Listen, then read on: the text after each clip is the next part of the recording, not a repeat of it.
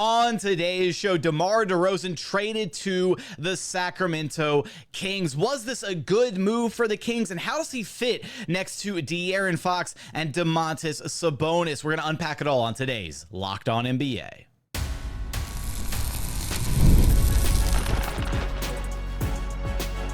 You are Locked On NBA, your daily NBA podcast. Part of the Locked On Podcast Network, your team every day. What's up, and welcome to another edition of Locked On NBA, the biggest stories with the local experts. I'm your host, Jackson Gatlin, also host of Locked On Rockets right here on the Locked On Podcast Network, your team every day. Now, today's episode is brought to you by FanDuel. Look, I love sports. I love them so much, I never really want them to stop, right? But as you got playoffs winding down, and then you get fewer and fewer games, and maybe the sports just aren't sportsing the way you want them to. Look, FanDuel lets you keep the sports going whenever you want all summer long. All you have to do is open the app and dream up big bets anytime you're in the mood. And this summer, FanDuel is hooking up all customers with a boost or a bonus daily. That's right, there's something for everyone every day all summer long. Right now, you can head over to FanDuel.com and take a look at the outright betting favorites to win the title next NBA season. The Boston Celtics plus 300 to repeat, the OKC Thunder right behind them at plus 750, and then the Denver Nuggets not so far off in distant third place at plus 850. So for all those odds and so much more, head over to FanDuel.com and start making the most out of your summer. FanDuel, official sports betting partner of the NBA. Joining us now is the host of Locked On Kings, Matt George. You can track down wherever you listen to your podcasts or on YouTube. Just search Locked On Kings. Sacramento Kings making a pretty big trade for DeMar DeRozan. Harrison Barnes headed to San Antonio. Chris Duarte, a couple second-round picks and some cash headed back to the Chicago Bulls in this sign-and-trade format to acquire DeMar DeRozan. Let's start right here, Matt. Good or bad trade for Sacramento? That's fantastic. I mean, it's Monte McNair, Kings general manager Monte McNair, has pulled off probably the biggest or craziest 24-hour free agency period in Sacramento Kings history. From Malik Monk officially putting pen to paper and signing his 4-year contract extension. He was one of the top free agents in this class, and many believe that he was going to get big money elsewhere. And Malik said in his press conference yesterday he had the opportunity to take more money elsewhere, but chose not just to return to Sacramento, but to tell them early so they knew that he was coming back and they could make decisions without having that concern in the draft and beyond that. And then on top of that, you bring DeMar DeRozan to Sacramento, and he goes through the whole courting and wooing process of Kings assistant coach Jay Triano, who has a history with DeMar DeRozan, picking him up at the airport, and De'Aaron Fox having lunch with him, and DeMar getting taken through the facilities. And arena workers at the California Classic yesterday were telling me before they opened the door to fans that DeMar was walking the court with Mike Brown and Monte McNair and others. And then, of course, he gets the moment where he gets to come out and get the ovation in front of Sacramento Kings fans inside the Classic, just to give him a little taste of what he's in for now as a Sacramento King.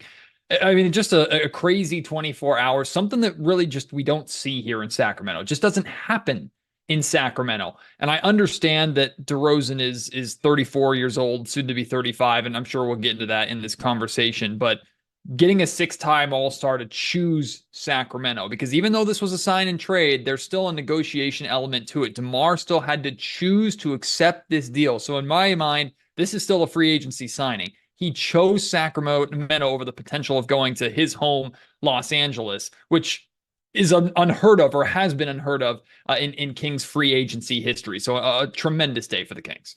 Now, yeah, we're going to have to get into some of the specifics here. On the Malik Monk stuff, too, I wanted to say it probably speaks volumes to just kind of the culture that is being built in Sacramento, right, under head coach Mike Brown, like just the desire to want to stay a part of that organization, even if it meant leaving some money on the table with offers, elsewhere to leave the Kings. But when we start looking at DeRozan, the potential fit in Sacramento, right alongside De'Aaron Fox and Domantas Sabonis, I think one thing that we identified pretty quickly with those two is the way that the Kings had success with those two stars was putting a lot of shooting around them, right? And DeRozan, that's where things start to get a little clunky when you think about the fit with those three. Is how does DeRozan actually complement Fox and Sabonis? How much of a learning curve is there going to be for these three guys to learn how to play together?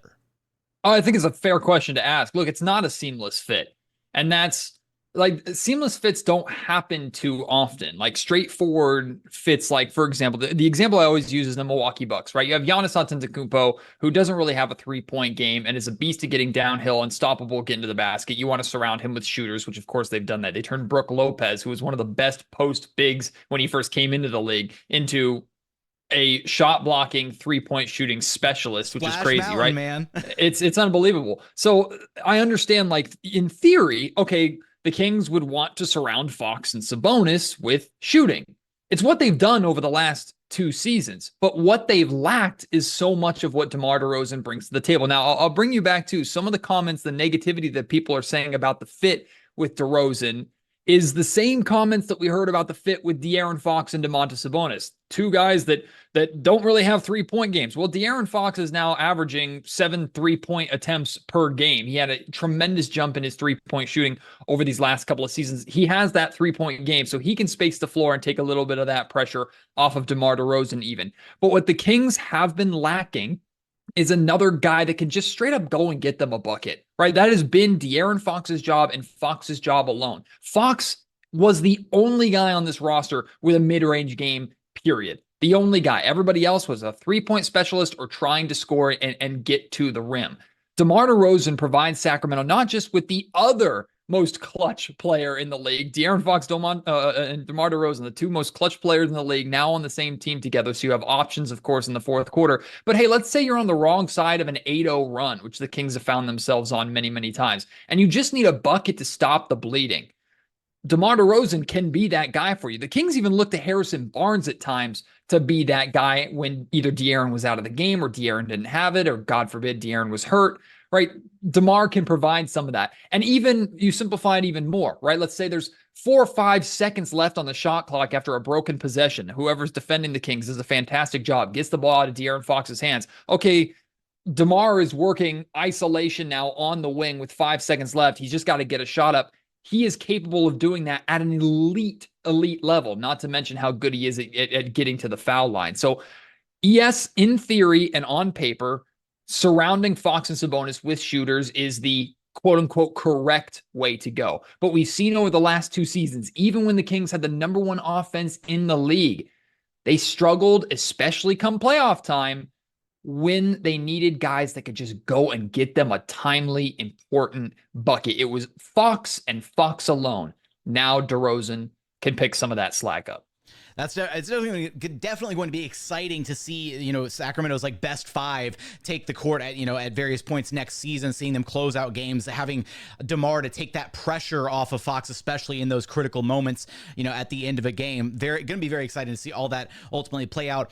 Does it feel like Sacramento at this point is done making moves, or do you think they have something else potentially coming down the pipeline, another move or two to make, right? Obviously retaining Malik Monk was huge. Now you get DeMar DeRozan, bit of a smaller signing, Jordan McLaughlin coming in, some guard depth there. Do you get the sense that this is more so the finalized Kings roster, or could we still see 1 or 2 moves being made? Well, see, that's another aspect of this sign and trade and acquiring DeMar DeRozan that I think is so important that I haven't seen people outside of Sacramento really talk about. And it's the fact that you did not have to. I know it took a pick swap in 2031 with the San Antonio Spurs to get them to take Harrison Barnes's money, but you still have control over your assets, and Kevin Huerter is still on this roster, who the Kings have widely reportedly been shopping and looking to move on from, and we know he has value around the league because of his 3-point shooting. The Kings aren't trying to get rid of Kevin Huerter because he's dead weight. The Kings, there's a disconnect between Kevin Huerter and Mike Brown and how the Sacramento Kings want to play, and Kevin just struggles, especially on the defensive end with that, but he's still a valuable player on a really, really good contract. The Kings have assets still right now to still go make a Kyle Kuzma move if they want to, or to go to the Brooklyn Nets and look at Cam Johnson or Dorian Finney-Smith or other names that potentially are out there. The Kings still are in a position to move. If they had gone for Brandon Ingram or gone for Lauri Markkanen, that would have been it, right? And those would have been huge names to go out and get, don't get me wrong, but you would cap yourselves out, right? Because you have to worry about paying those guys at the end of the year because they're both free agents at the end of this upcoming season. And you're moving multiple, minimum 2, probably 3 or 4 first-round picks in order to make that deal happen. That's your group. The Kings can still add on to it. Now, the question is, Jackson, do they do it now? Or do they run this group into next season and go all the way to the trade deadline, get 40, 50 games in, and maybe they're back firmly in the top 5, top 6 conversation in the West. But they still think, okay, we're a piece away from making it to the NBA Finals. I think back to like Aaron Gordon and the Denver Nuggets, right? All of a sudden, a name that we're not talking about right now because he's not available right now comes available at the trade deadline, and the Kings can then make their all-in move, and suddenly Sacramento goes into legitimate contendership status. That's the patience and flexibility that Monte McNair has been known for here in Sacramento. So I feel like that's the route they're going to go to answer your question. I don't think they're going to make any other major moves this offseason. They still can. I'd be surprised if they were targeting any more starting caliber players. I think they'll try and bolster their rotation a little bit more. They still need to address their wing depth. They don't have enough guys that are like 6'8", 6'9", 6'10", lengthy, athletic players that could help them beat a team like, I don't know, the New Orleans Pelicans, who beat Sacramento 6 freaking times last season. But they have options. They have flexibility while adding a 6-time All-Star. That's a pretty dang good thing. How good will the newly formed trio of Fox, Sabonis, and DeRozan be together in Sacramento? Will we see any more moves from the Kings this offseason? You're going to have us covered for all of that and so much more over at Locked On Kings. Matt, thanks for stopping by Locked On NBA with me. Always a pleasure, my man.